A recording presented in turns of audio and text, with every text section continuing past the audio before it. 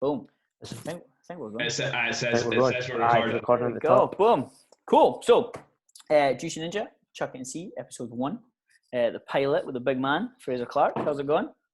Yeah, good mate. Good mate. Thanks for having me. Yeah. It's a privilege to be the first one on. The first endorsed athlete, also. Boom. The only endorsed athlete. Yeah. The only endorsed athlete so far. I'm taking that to my grave. Do it. On your gravestone. Yeah. So that recent thing that went out was like, I said, okay, we'll do this thing, but no idea what we'll call it. So I was like, cool, people love free shit. We'll put a free t-shirt on the line. So all these ideas came in, which were class. And then we sat before you came on here and I was like, right, what are we going to call this? I was like, well, someone made the comment of like, well, Chuck It and See is just like, so who was it? Who made the comment? So the comment came from James's dad, Jim Smith. He's not actually my dad.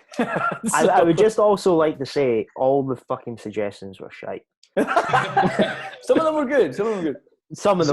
What were some of the other ones? 60% of them were shite. So we had a few play on words. So we had Chuck It and Listen, which was close. That's rubbish. The Gospel of JuicyNinja. We've had that. I could go with that. That's all right. Yeah, that's all right. What else? We got Generation JuicyNinja. I quite like this one. It's fucking shite. It's utterly shite, but it was. It's shite, but I like it. It's shite, but it's almost that bad. It's good. Like, what was it? Chat shite, get juiced or something? Yeah. Like, it's terrible. Get juiced. But what else we have? Almost that good. We had a bunch of stuff. Wait, it's hard. I can't navigate this thing. We had one that kind of got out of hand. The comment feed in 3 separate messages was Ninja Juice. Actually, that sounds like your spunk. Ignore that. It's like, okay. Okay, we'll scrap that one. We'll skip that one. Skip that one. Thanks, but no thanks. Moving on. We had Juicy Chats. That was cool. That was simple. That's all right. Yeah. Nah, Chuck It and See is better. Chuck It and See. So then we just went. Came on. Like, well, someone said just keep it what we do. So I was like, well. Yeah, I think it fits well. I think it fits well with the JuicyNinja motto. Why complicate things, right? Yeah. But yeah, cool. So get started. Currently, you are an athlete, a coach, and a gym owner. I'm an athlete though, elite athlete, or am I? Well, that's actually a good question. What do you like? What do you like? I can't even. I've lost my train of thought now. Well, what makes someone an elite athlete? What is your athlete? What is the definition of an elite athlete? Like, it gets thrown about all over the shop these days. All over, yeah. In my eyes, an elite athlete is someone that gets paid to be an athlete, aka they are a professional. Oh, spot on. I think that pretty much covers it. So we can be athletes with an F. Athletes. Yeah, just. I don't think you can call yourself elite until you're getting paid to do it. Very fair. Very, very fair. Yeah, I never really thought about it that way. What did I say the other day? That if you had made like in our sport, the sanction also like a good few times, or the games a good few times. Because I would say like if you make it that one time, then amazing achievement. But if you can maintain that level, I don't know. But that was my kind of take on it. But I didn't even think of that. Being paid for it. Yeah, and I don't. So like, I think for those people, like the other way you look at it is like, particularly in like CrossFit, where currently because it's still quite new, there's not loads of money to be made. Yeah. Like unless you are like regularly podiuming at a sanctional or you're going to the games, there's not a vast amount of money like to be had. Like some of the bigger like kind of what we would describe as local comps, there's a decent prize pot, but like if you're going to a sanctional where you're maybe not like getting paid to do it, but essentially it's all expenses paid. Yeah. Then that's where you are moving into that elite sort of category, but like at the point where like your outgoings to be there are still more than what you're getting like back for it. Back from it, yeah. Then I'm not really sure you can fall into that elite category. Yeah, that's like nothing to be obviously ashamed of, but no, not at all. We all do it, but like as CrossFit like grows, there will be more people move into that bracket. Yeah, 100%. But that thing as well, like people pick up bigger sponsors along the way. Like you have to bear in mind, like it's so young, as a sport. Like compare it to like football. Like where does it compare in terms of like what an athlete got paid when football first started? Yeah, like professional. Like it's so early doors. Yeah. Well, I suppose that kind of. So I've been kind of thinking recently, like how do I kind of like look at CrossFit now versus how it used to be? Because like I don't know about you, but when I first got into CrossFit, it was the 2013 games had just been on. Like it fucking like fired me right up. Like the regionals was a thing, Rich Froning was going at it, all this kind of like cool stuff. So I was like, as maybe well, I suppose Liam can maybe sort of answer this as well. Like coming in, looking at it now compared to what it was, like me personally, I think I still kind of prefer the old format, like the way it was done. Like RIP regionals. RIP regionals, yeah. I like the sanctionals as an idea and like being a couple that are fucking cool as fuck and like what they can offer athletes. But I still think just the whole like having that season where you can kind of like this is the open. Yeah. So I think the main thing that's tricky now is obviously like how do people qualify for the CrossFit Games? Yeah. Like it's a pretty complicated like method of like how you get there. Yeah. The major positives of the changes, I think it gives more people an opportunity to qualify for the games. Yep. I think it gives. Yeah, that's cool. I think it gives a better opportunity for more people to qualify for a higher level event because there's more of them. Yeah, there's more of them. Yeah. I think on a spectator front, like I think it's cool because they're obviously filtered throughout the whole year. Yeah. So like every 2 weeks or so, you've got like a CrossFit event to look forward to, where it's like got something coming up. Yeah. You only had like in terms of like actual spectator, you had 3 weeks of regionals and you had the games, and then that was it. There was nothing else. Nothing until that came all the way around again. Yeah. And because that was the season, like your big events, like your Dubai, your Wadapalooza, they weren't as readily accessible to you as what they are now. Yeah.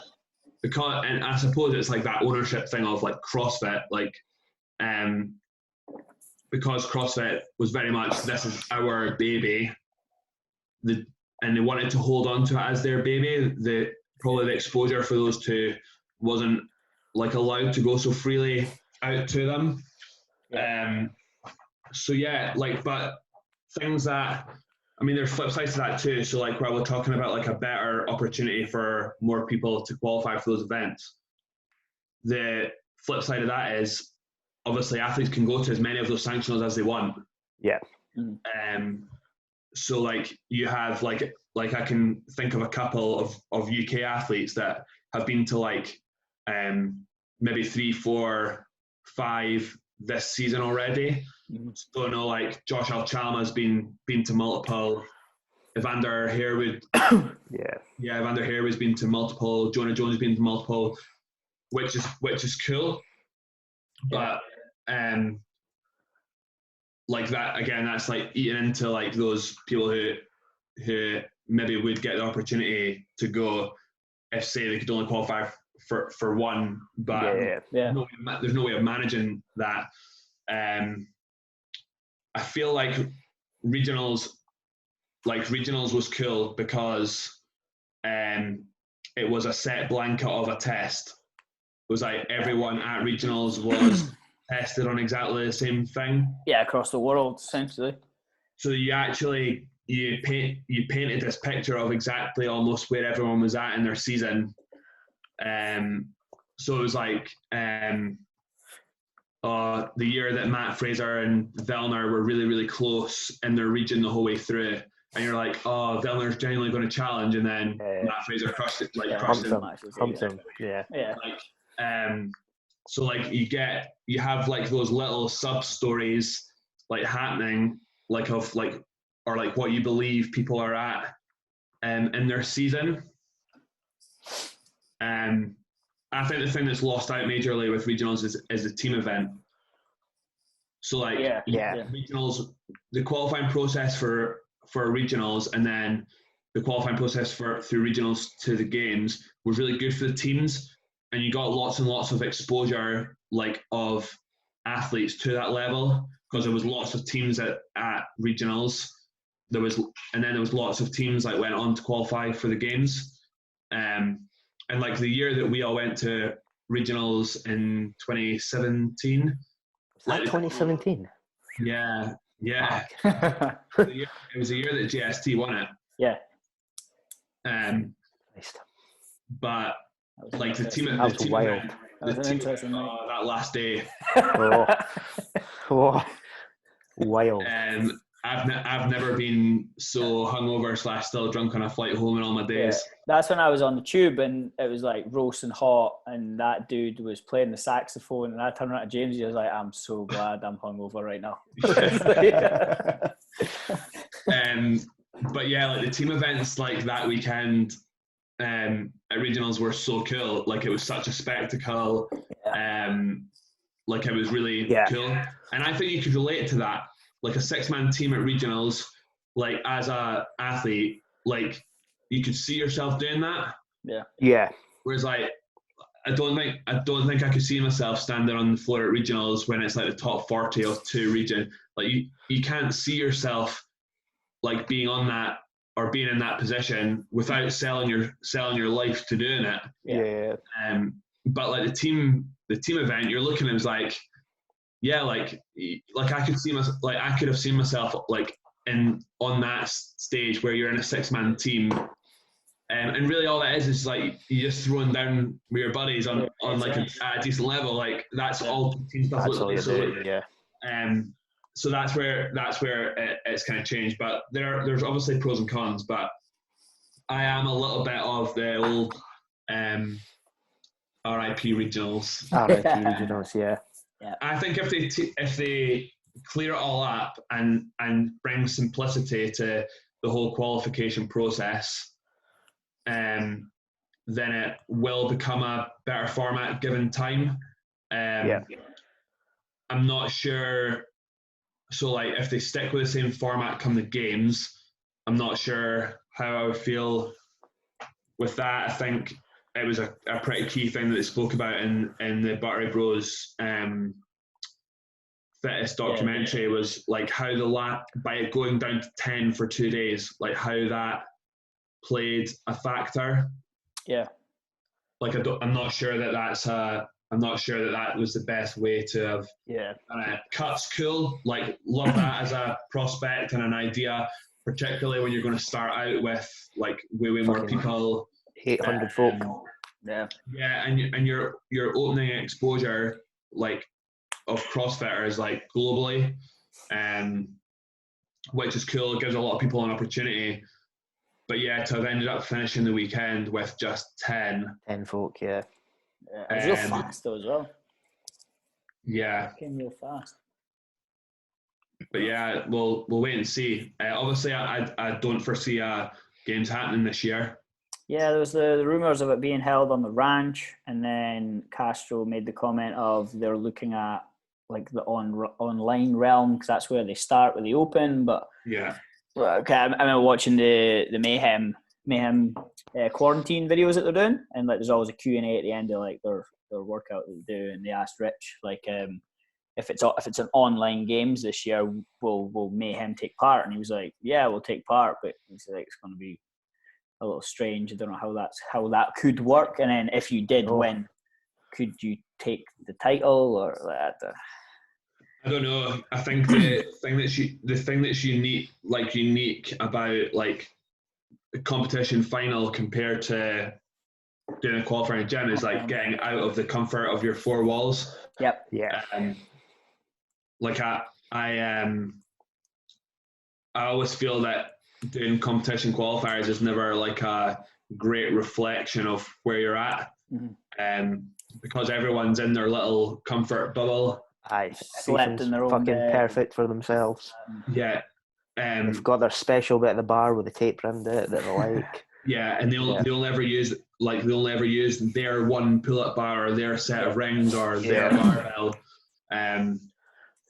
Whereas like putting on a comp floor, like that's different. The environment's very, very different. I'm actually not like that. I'm not like I'm rubbish at qualifiers. I think I always have been. I think I always will be. Yeah. I just don't have the drive knowing I'm racing, or I'm not racing anyone. Yeah. Ultimately, I'm racing the clock on my own. It's not the same as going side by side with someone on the day. So it'll be interesting to see. It'll be interesting to see how that one like does play out. But yeah. I wouldn't be surprised. Also, all the the sanctionals and even just like local to us competitions are being postponed or just cancelled outright as well. So we'll see how this goes. It's hitting hard. Like it's hitting real hard. Like what a fucking year, eh? Fucking. We haven't even started yet. I know. I mean, so like there's a lot of like competitions like around like this time of year.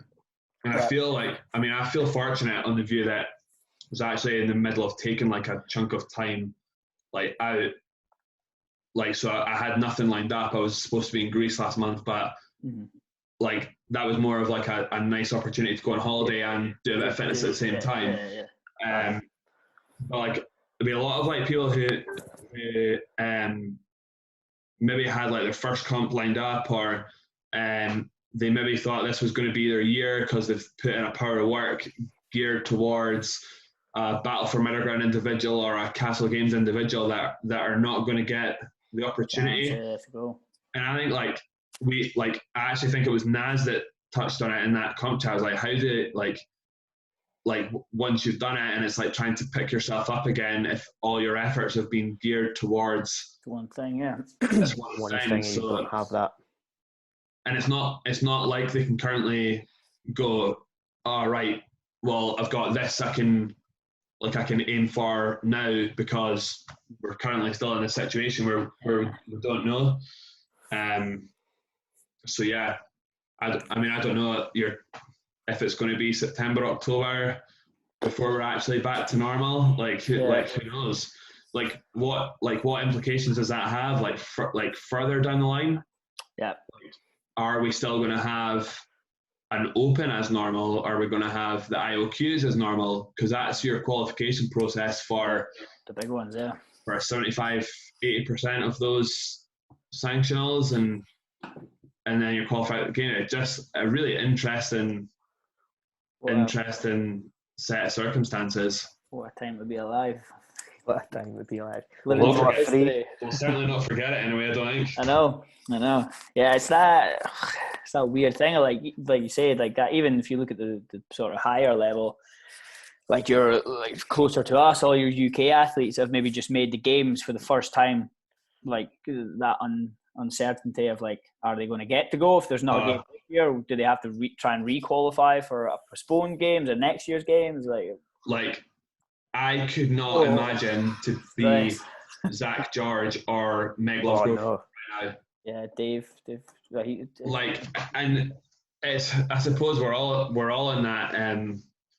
But it's like they're absolutely powerless to do absolutely anything. But like, I suppose right now, Meg and Zach have to be training as if they're going. They're going, yeah. Which must be difficult because, like, they're training at home and like the environment's not conducive to CrossFit Games. Right? Yeah. Like, absolutely not. Like I take my hat off to them if they are motivated to do it. Yeah. But Yeah, I don't envy those two right now. Because I was going to see, are we going to see a shift like in like fitness level type thing? So obviously, like some of us three are quite fortunate we've got a bunch of equipment we can still train with. But like if you're looking at your games athletes or your high level sanctionals athletes, if they don't have that luxury, they don't have a bunch of equipment, like how, what we're going to see when we come out of this. I think. So I wonder. I think, how many of the top athletes either are kitted out because that's what they spend their prize money on, or own a gym? Yeah, sponsors and things like that. But yeah, so like, I don't suppose there'll be many, but like I haven't seen Zach training in BFG. No. Following the rules, as we would say. Yeah. Well, yeah. Following the rules. I mean, like, I could go and train in FFSA, open the doors, on my own and shut the doors, but right now I feel like that's unnecessary travel. Yeah. Like I can work from home, like I can train at home. So, like I absolutely am sticking to the rules. Like, and I'm in a really fortunate position where, like, I could be selfish and be training in the gym and stuff, but like, I don't think that sends a very good message to like your members or potential members. Yep. And that my training in my gym was more important than the wider community. Yeah. The wider community, or just generally like sticking to the fucking rules. Yeah. It's like, I know. So the amount of people, like I was out today doing some shopping, and like the amount of people that are still just fucking cutting about, just like in groups and sitting in parks and shit. It's mental, man. Like, it's one of those things where you just like look at people and you're like, if you just follow the rules, it'll be over with. Yeah, it's way faster. Yeah, way faster. Way quicker. So I still find it hard to like understand. Like I get it, but I still feel like I'm living in like a movie. Like that's yeah. But you just do. You do what you're told. Yeah, I watched Contagion the other night. The first time I've seen it.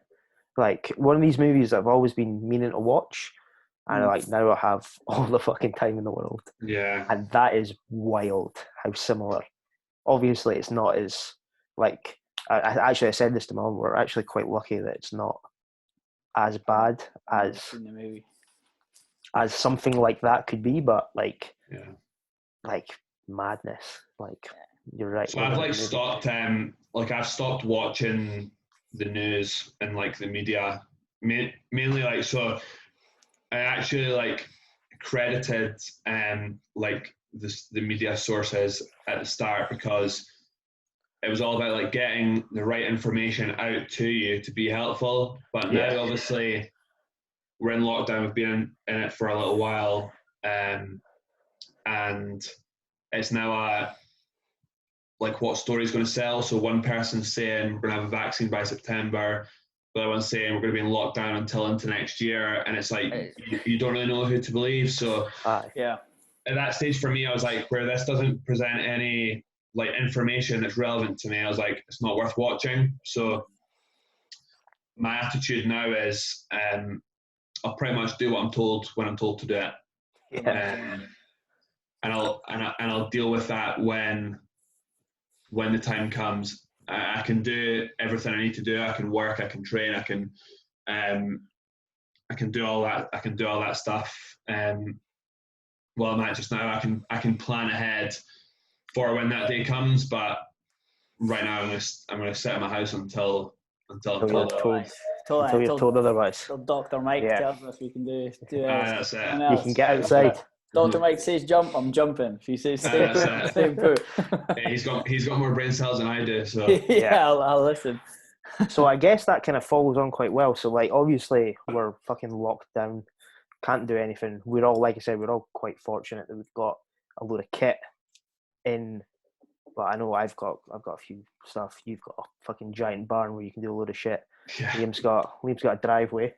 Squint driveway. So like obviously before all this happened, like we all kind of had goals and shit and things we wanted to do. So like, where did you see yourself like going in the whole like competitive CrossFit space? So the plan for this year was that at this stage of the year, like I wasn't going to be competing anyway. I was in a training window. So like when I started CrossFit, like way back, in the early realms of like 2016, I was still playing rugby and I was just like doing CrossFit to kind of supplement like my rugby, and then I was in the twilight, if you like, of my rugby career. I started to fall in love with it. I was picking up a lot of injuries and like injuries that were hard to like weren't like I wasn't recovering from. So head knocks and stuff that were taking a long time to recover from. So at that stage for me, it was just this is it, like this is done. So, but what I did was I jumped straight into competitive CrossFit. So I actually only had about 2 or 3 months of like training CrossFit in class under my belt before I did like my first set of qualifiers for a CrossFit comp and then those finals. And then it spiraled from there. So just like competition. And I've never really had like a proper window to actually step away and be like, right, I need to get better in this area and this area and this area. So for me, like at that state, like this was a time to do it, and I needed that time to like do whatever it is that like I thought was potentially possible. So my view was that I would finish up in really, so at the start of the year I did the Affiliate Cup at Sid, which was cool, was really fun. And then that's where like this block of training started. So I put Athens in because I was like, I can take a holiday there too.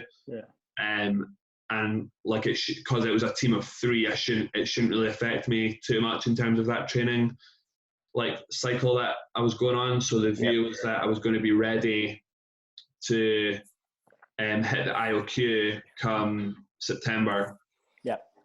With a view that it was either going to be a individual or a team effort. So Liam and Mel and the girl that Mel trains with, Hannah, had kind of communicated that maybe that might be an option.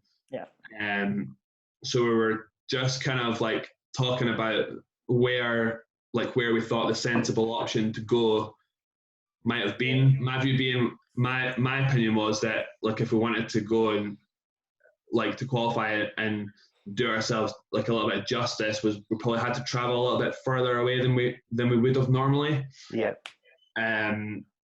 So that was originally planned, and the only other thing that I had scheduled in was that I was going to do the Glasgow Classic, because they all fall into like quite a short window. So essentially I was preparing myself for like a season of competition, like come the end of the year. And that also tied well into the Open, because the Glasgow Classic's the same weekend as the first day of the Open.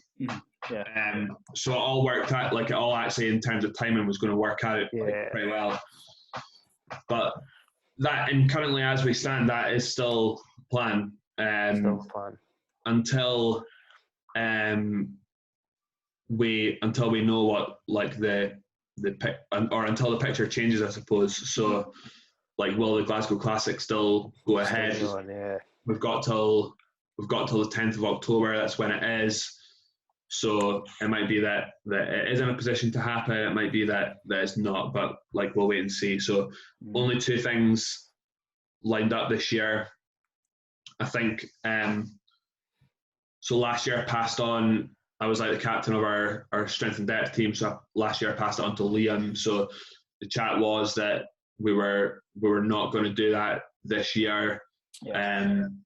As good as an event it is, and like I particularly loved it the first year, but like we just felt like if we wanted to do it, we wanted to go and be like fairly competitive. So we've got a lot, like across the 2 gyms, we've got like a lot of people who are like good, but they're too at this stage they're just slightly too raw. Yeah. But they don't actually have enough like CrossFit under their belt to go to something like that and essentially be competitive. So we wanted to like get ourselves into a position where we'd be sort of like close to potentially making a final or certainly in the top 20 was the goal. So we're like, that's not happening in 12 months. So so yeah, in terms of plans moving forward, that's where I see myself going. I said when the format change was really for me, I looked at the sanctionals as how I looked at regionals. I was like, to go on a team is feasible. Yep. To go on an individual, you're talking you're selling a bit of your soul to go there. To go there, yeah. And like that much on the line to get there. Yeah, and I've got like I'm not in a position to down tools and stop working. Yeah, you got shit to do. And like I'm not sure I really want that as much as I like enjoy training and stuff and that. Like I don't know if I really don't know if I could actually commit to that for a prolonged period of time or certainly a prolonged enough period of time to do it. Yeah. But certainly on a team to me seems more feasible. Feasible, yeah. So yeah, I think that's when I talk about, so like my attitude towards like individual like stuff is similar to how I thought about like rugby when I played rugby. So like I was quite a good rugby player, but rugby took me so far into the point where like if I weighed up if I ever wanted to be a professional or not, and I was like the life of a professional sportsman was something that I'm not sure like I ever really wanted. Yeah.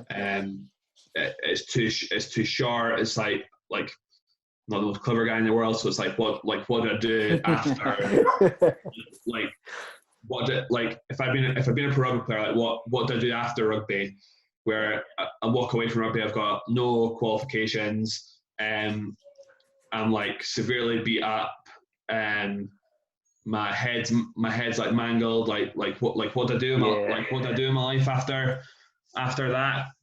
And I'm very much like an all or nothing. So it was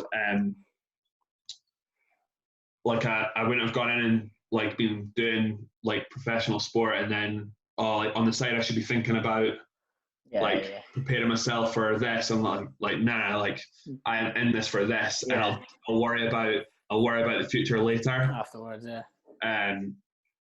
So yeah, it's just but yeah, like we'll see where it goes. Like I like training hard. Like I like going through the process of like training and such like, and I like testing myself. Like I like competing as an individual for sure. Like I prefer competing as an individual, but like I'm very much realistic of what I think I can what I think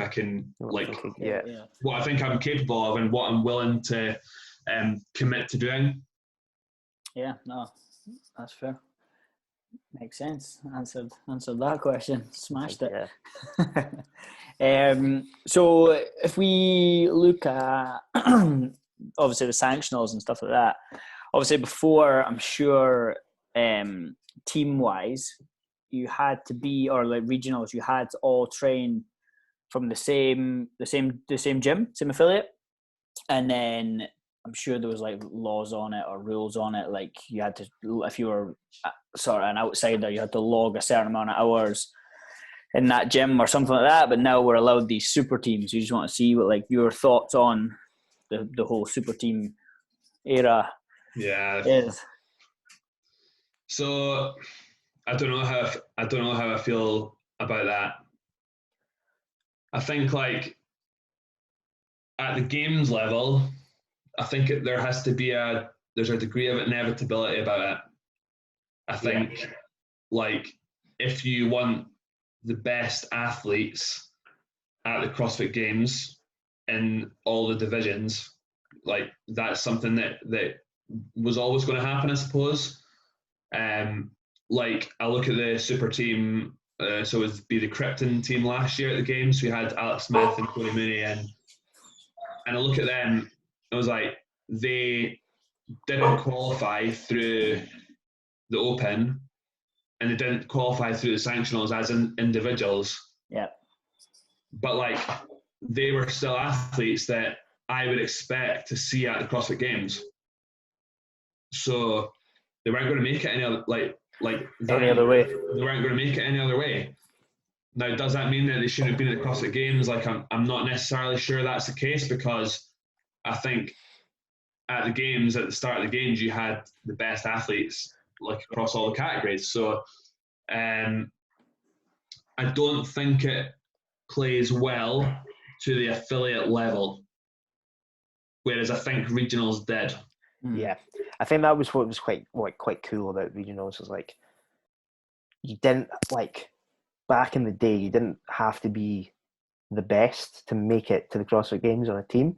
So you saw people there that were like maybe like just like us, almost like making it to the CrossFit Games, which like was quite cool. I mean, it meant the team competition was a bit shit, but the format behind it and the idea behind it being the affiliate cup was real cool.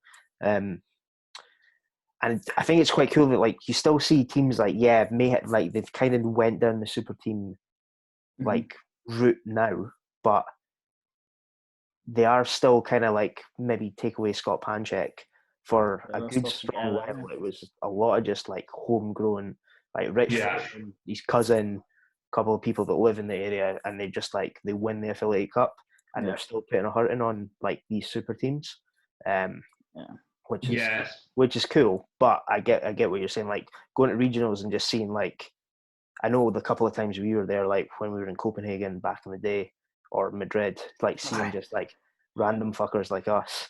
Can't climb ropes. Can't climb ropes.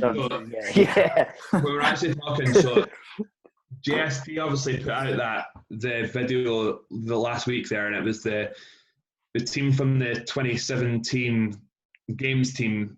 They had like a Zoom call like we are now, and they spoke about that season and stuff. So I watched it, was cool, and then I went back and I looked at like those 2017 regionals, and I was like, actually, I'm gonna go back. So I sat and I watched through like the first team event of like 2016 regionals.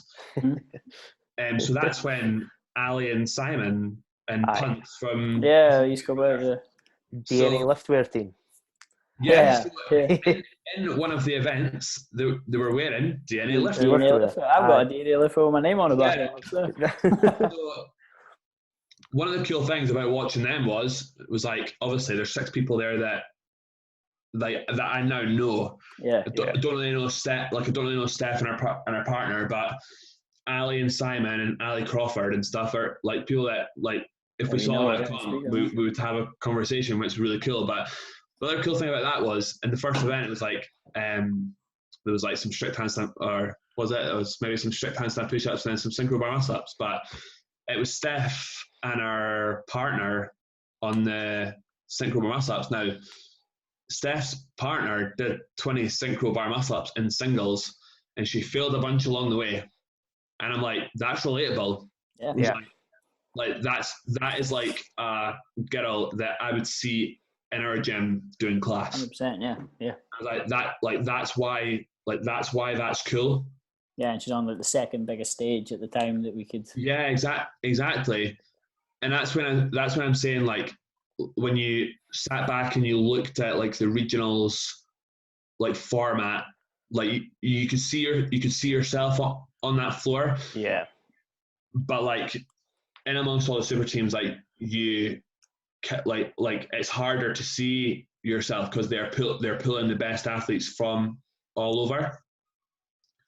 But I suppose that was always going to be what happened when money got involved. Was that nasty lifestyle have a stand at said, so right, we'll put in a nasty team, but we want to make sure they're represented on the floor. It's not like we're not going to leave this to chance that they don't qualify. Yeah. So we'll pull him, who's actually a good individual, but it's probably not good enough to qualify an individual. We'll pull him in, we'll pull her in, and like so, like I understand how and why. It's just a shame. It is a shame that that's kind of how it's gone. But I think with time that may change again. Like I think they'll start to open up now that they're starting to suss it, I think they'll start to open up to slightly bigger individual fields, to slightly bigger team fields. I don't foresee it going to the team competition going to be in or it's staying as a 20. What is the most it can be, a 20 team competition from the games. I think it's just how many sanctionals there are. Yeah, that's the only way they can qualify now, isn't it? Yeah, so I don't foresee that staying. Like I think with time they will want more teams to go to the CrossFit Games, because otherwise they are going to lose touch with the affiliates. Yep. Which maybe there is a master plan like from HQ that's the way they want to go. That they very much do want to segregate CrossFit Games and CrossFit HQ. Like I think a lot of us said that when the changes came, but yeah, it would be nice to like walk into said next year and it be 30 boxes that and people from those boxes that train there. Mm-hmm. But now that happens at that level, that's one that's transferred down as well. Like at the local level, you will now see that, particularly if the format's going to stay where you can get an invite to an elite sanctional via a local comp like Glasgow Classic did. So CrossFit Glasgow got their invite by winning the CrossFit and the Glasgow Classic. Yeah. Likewise, the Battle for Middle Grounds and the Sid Origins of the local scene. Like I think that will transfer down because people will look at that as an easier route to qualifying. Yeah. So I'd hope that there is a method of managing that. Maybe it just takes the organisers to be like, nah, fuck you, you're not coming. Yeah. Fingers crossed. Like, I think Gav at CrossFit Glasgow is ballsy enough to be like, hey, fuck off, you're not coming. I don't mind if you enter and you bring people from within your own gym, but I sure as hell I'm going to disqualify you if you rock up with someone who's not from your gym. Yeah. It just takes away the whole point. Yeah. I think it takes away from the thing I always like about team, like the one of the main reasons that I like doing team comps and I will still drop into doing team comps is team comps is you throwing down with your mates. Yeah. That's what it is, and that's how it should be. Up until that top end sanctional and games level, that's where it's different. But I believe that they just need to manage that. Yeah, that's cool. I suppose it's no different. I suppose from Mike, your coach Mike, talking about how all the sanctionals that he's gone to, he's had to qualify for. Yep. Everyone he's qualified for, they've invited some fucking super team, mega team, who haven't qualified. Yeah. And I was like that, and I mean it's just exactly the same. It's just and that must be frustrating for Mike, because you're walking into that event, you've qualified top leaderboard, you're like, right, this is the one, and then the fucking super team, because it's for big names. Yeah, to bring money as spectators essentially, because your athletes are already going to be going. It's just to reel in some spectators. again, I suppose that's when you're walking down the road of professional sport, so that there has to be money, and without the spectators and stuff, I suppose that doesn't happen. But and it's early doors, like you can't run yourself into the ground year one, otherwise you're never coming back. He took a cool. I remember speaking to him about that. He took a cool kind of view on it. It was like, remember him saying like, take Mayhem for example, or whoever. If they had entered, that team was going to qualify anyway. Like if they were going to do the qualifiers, that team was going to do the qualify. They were going to qualify anyway. So just make them qualify. Like make them qualify. Absolutely.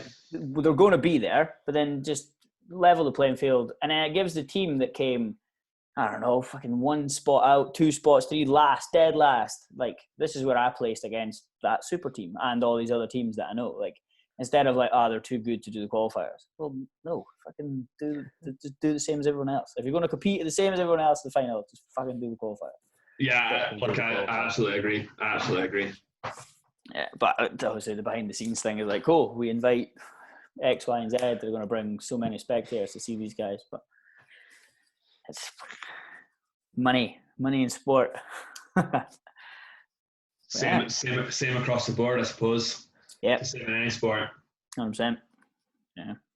Yeah, that's kind of all sudden with this new change. We obviously got free invites and things like that. I know the French Throwdown, they made everyone qualify regardless of who was going. They didn't do invites. That was cool. It was a cool thing to see. So like last year, so I think it really hit, I think it hit home like last year when I went to Sid Sanctional last year. Mm.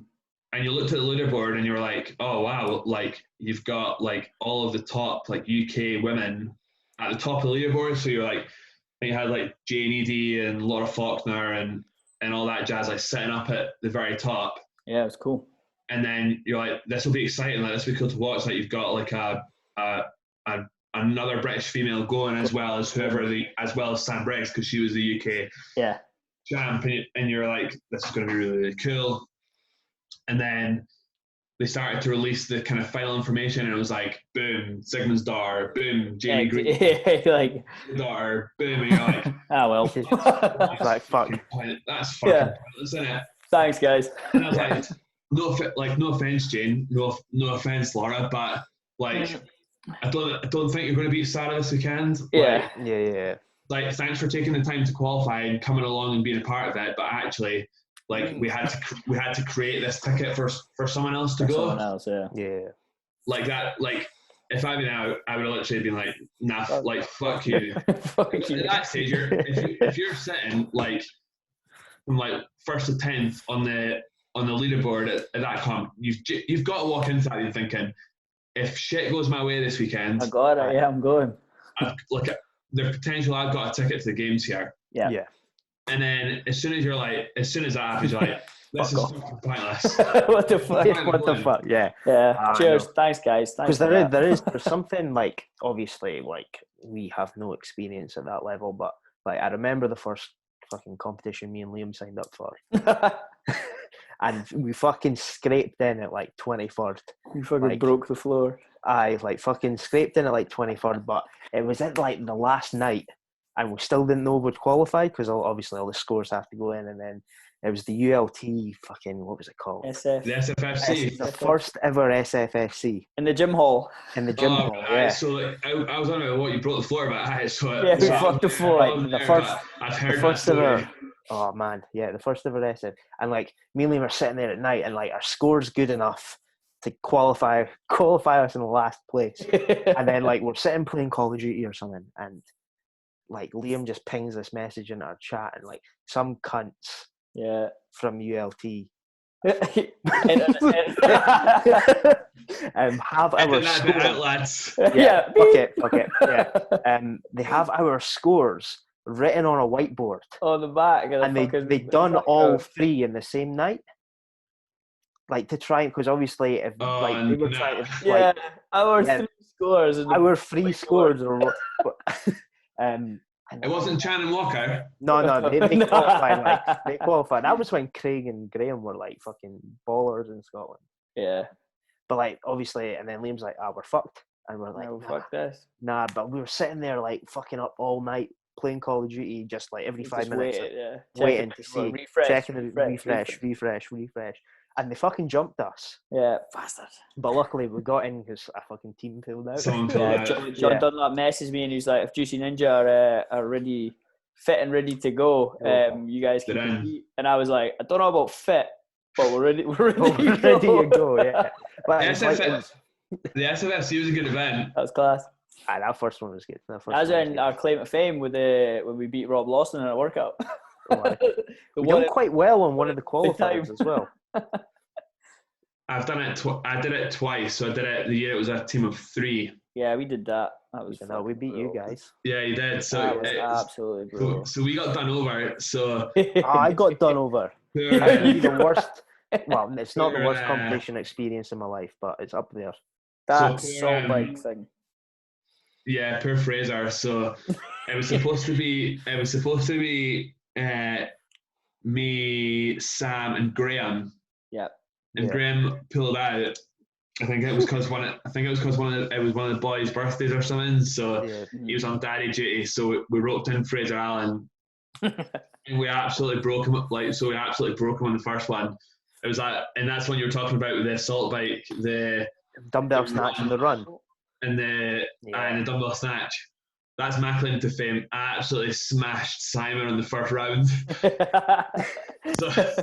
So I'm not going to win this event. I'm going to we fucking. So that was it. So the first one, and because it was like 12 cals on an assault bike. So at that stage in my CrossFit career, I was like, the one thing that I can beat anyone on is a 12 cal assault bike, and I can run. So like I got back from the run.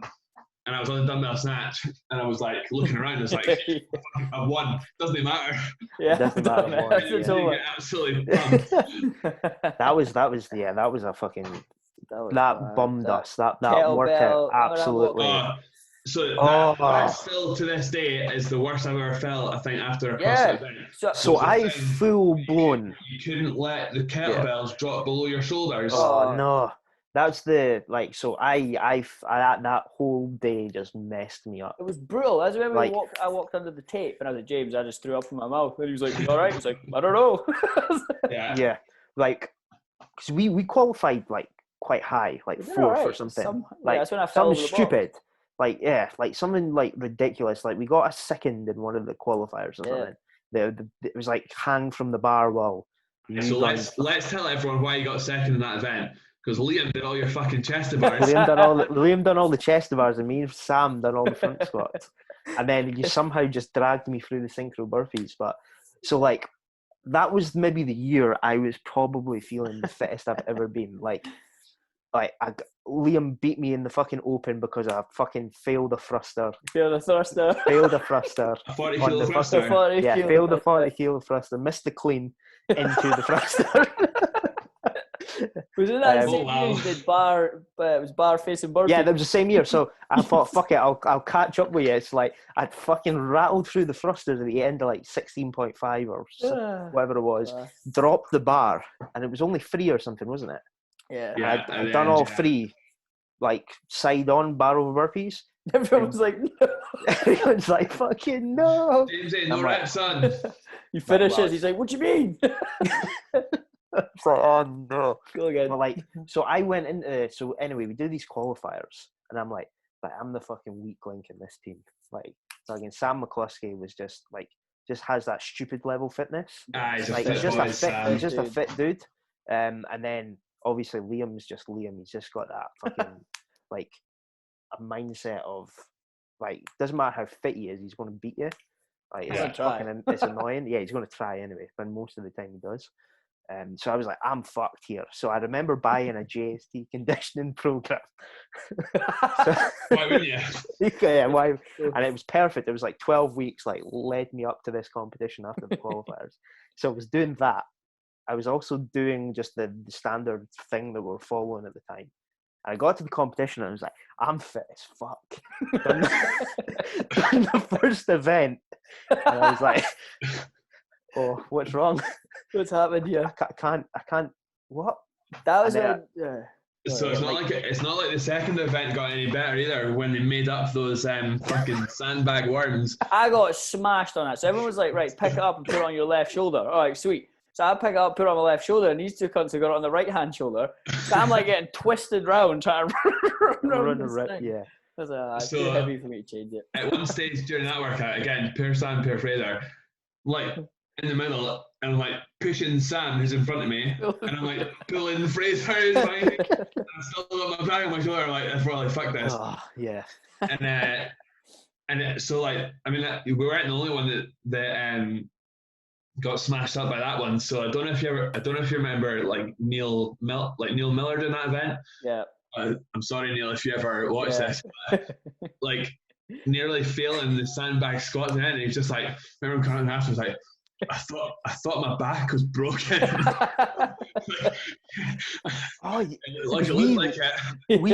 We jumped them on that because we done the squats after the run unbroken, and we just managed to beat that team. And then it got to that final workout. Oh my god! That was at Sam. We had this plan, and Sam said, "Right, you hold the kettlebells, and I'll do whatever it is." And I was like, "Right, sweet." So I'm holding the kettlebells, and he comes back, and he's like, "You got them?" I was like, "Nah, you fucking take them." He said, "What about the toaster bar?" I was like, "Fuck, I'll do all the toaster bar if you take these fucking kettlebells off me." I was like, at that point of the day, like, because we had like a 4-hour wait. Yeah. So that was it. The thing that made it worse was the waiting around them two events. And like that last, so it was like burpee box jumps, 30-inch burpee box jumps. But it was like I do the burpee box jumps, you do the burpee box jumps, you do the burpee box jumps. Then I do the burpee box jumps, then the wall balls. Oh, and it was a 50-kilo wall ball. It killed me. Something like that. Yeah. And like so like as well, Liam, don't feel bad. Watch Liam do a wall ball. So he's like doing his thing. And I'm just standing there with the fucking kettlebells, and he fucking obviously misses the target because no one's used a target in our lives before. Hits him in the face. I was like, made a mental note. Made a mental note. Don't fucking miss the target. Don't miss target. So like, I'm there doing my burpee box jump. Sam starts shouting at me because I'm fucking dead because I'm not moving fast enough. I fucking jump on the ski, do the ski. Run to the wall, run to the wall ball, pick it up, and just launch it up in the air, and it just fucking floors me. And I'm like, oh, and then like fucking anyway, however many rounds of that it was, and I'm just standing there with the kettlebells, and I just always remember like because it was a punishment, wasn't it? If you put it down, the whole team had to do some burpees or something. Yeah, I'm standing there like these kettlebells are fucking slipping down, and I'm like Sam, and he's like, what? And I'm like, I need you to take these. He's like, you're fucking holding on to them. And I'm like, so like Sam McCluskey is like that. So when I did the SFN with him, like I think it had to have been the same year as that. So like. Gavitt Glasgow has a thing about programming things that are fucking miserable. Yeah. So I remember it was like a synchro deadlift, synchro burpee, bar muscle up workout. And this was like, I knew Sam was fit and stuff, and this was like when I knew I was like, yeah, this isn't right. We bashed through the synchro deadlifts and I can move that barbell. Although the video that is around that is not good. Don't go and look for that. There's a lot of spinal flexion. It's the only way to do deadlift. And then the burpees and like trying to keep up with them, just like, and then we do the set bar muscle ups and walk back to bar, and I turned to him and was like, Sam, we need to slow down. I was like, if I'm making this out alive, we need to fucking slow down. We need to fucking slow down, yeah. He was like, I'm not slowing down. I was like, all right. He's like, and he turns to me, just as we go put it this way, that means you need to keep up. I was like, oh, fuck, here we go. Yeah, like I said, like, just before that event, I was just sitting there like, I wonder if these boys are as fucked as I am. And it was just like, I looked at Sam and he was just cutting about absolutely normal. I was like, shit. And then I looked at Liam and he was like he was fucked, but he wasn't as fucked as me. And I was just like, oh no. That was the program that failed me. So like I full blown went into that competition completely overtrained zero recovery, just had absolutely fucking nothing. And I think that was the downfall. That's the downfall of my whole CrossFit career. That's why I'm not fucking sanctioned. Overtrained for one competition. Fucked it. It ruins my life. It gave me that much fear. I never wanted to be there again, ever again. Teneriffe's always a fun one. Like touching on you saying like Greece was a cool opportunity to have like a holiday and a competition. The Canaries on bad stuff's just that in a nutshell. So like we go, and you've obviously got like your team Kratos, or your Mike and your Stuart Cheese, or this year it was Mitch and Taz and Dean. We didn't talk about that. Yeah, Did they not turn up for the last event or something? Yeah, they just decided not to play anymore. What, did they have a flight to catch, or what was the script? Like, was it run over or? No, it was sweet. From what I seen on Instagram was that Mitch had sunstroke, Right. And didn't want to do the last event. But obviously the word around the warm-up area and stuff, if you looked at the leaderboard, there was no chance of them winning. They had secured second place. But they couldn't win. Okay. But who knows? You see, he's doing 10,000 burpees on Sunday. Do 50. Fucking up the. Fair play. So I can't believe it. So like he was talking about like his goal. So he's been putting out some like good videos about like his training and stuff for it. So I can't believe the pace he's going to try and hold. Yeah. Like he's going to try and hold 13 burpees a minute. Because he wants to do it. He's got 24 hours, but he wants to do it. He wants to do it in 16. 16, yeah. I was like, that is 13 burpees a minute for 16 hours. Yeah. When you say it like that. Oh my god! Why is he going to pee? But those are things that he has to factor in. So he has to factor in that he has to stop for bathroom. Yeah. He also has to take on something. Like, I think he's calculate like he put out like his like how he's planning to refuel, but he's going to take on so many like grams of carbs like every hour. Okay.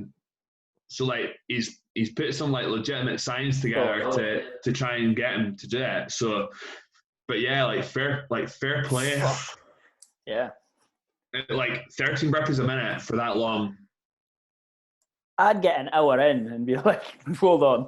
I think it's for charity. Yeah. But I mean, even for charity, like I'm not sure I could sustain.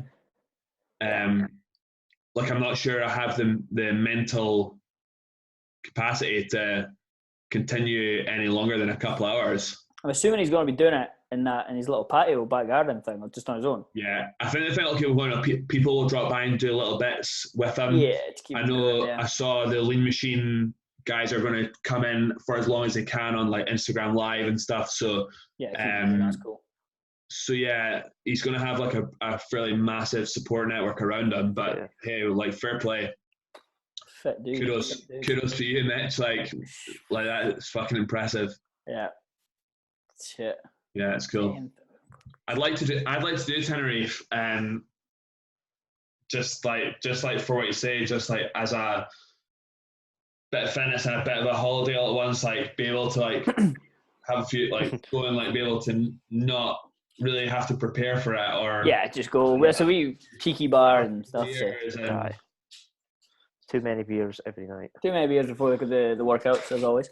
But yeah, it's cool. It's like we've always said, we'll do it until they put qualifiers on, and then we'll try the qualifiers. We're probably not going to make it. Yeah, we'll see. Just do they cap how many teams go? Yeah. I'm not too sure. It's not a lot. I think it was 20 last year. Yeah, it's not a lot of because before the first year we did, they had an elite. No, yeah, they had an elite division and an RX division. Okay. And then the year after, it was just everyone RX. It was just everyone doing the same thing, which was fun for us. But and then just from there, it was just the same, like just across the board, teams of two. It's quite fun because we go across and it was like we get to go compete in sun, and then we went and we're like, cool. There's teams out there that we've no chance against, especially with the training that we put into it going and the nights before the competition. But obviously, like Amit and Naz run a team, so we're like, cool, let's just go This is just us against you guys. We'll do this. Oh, But that's it. Like, and it really, that's like that is still like CrossFit in essence, I suppose. You literally open it up to people of all levels. yeah. So that's cool though. Yeah, that's fun. So we'll see. Well, as I say, we'll do it again this year, but we'll need to. I probably won't be on See what happens. Yeah, unless the world gets back that's to October fucking as normal. well. So it's around my birthday. So we'll see. Yeah. See how that goes. But yeah, cool. So unless Jamesy, you've got anything else to add, we'll dive into these Instagram questions that we got. Oh, here we go. So we put a message out. See if anyone had any questions for you. Oh, my tech knowledge isn't the best. Where am I? Here we go. Cool. So we got touching on what first thing we talked about with the names. If you heard the words Ninja Juice, what's the first thing that pops into your head? Yeah, I mean, I think the person that said that absolutely was on to a winner with that. That's absolutely your boy's fucking sperm, innit? Yeah, well, yeah. Class. We got from your boy Joe. How much wood could a woodchuck chuck if a woodchuck could chuck wood? Lots of wood. Lots of wood. Lots of chuck in it. Is that from Joe Avery? Joe Avery, yeah. Good lad. We got why haven't you bought any Flying Fox gear yet? Why haven't I bought any Flying Fox gear yet? Yeah, Flying Fox haven't provided me with any free gear. They don't pay me as much as JuicyNinja do. Ruthless. Yep. Only the best from JuicyNinja. Best of Show gear. me the money. Best of gear. And we only had one more. It wasn't a lot. Mad Dog, how far a walk is it to your outside toilet on your huge fucking farm? We don't have a toilet. It's what the ditch outside's for. So the shovel's for. Ditch, dock and leaf. Yeah, shovel done. What away? Just make sure you wash your hands. It keeps the corona away. Keeps the corona away. Dr. Mike says so. Yes. Just wash your hands. It's done. It's easy. Sorry. But yeah, well, other than we'll do like end the hot ones thing. What have you got going on? If you want to plug anything that you got running, what's going on in your life? Actually, got a good little. Window. What's that?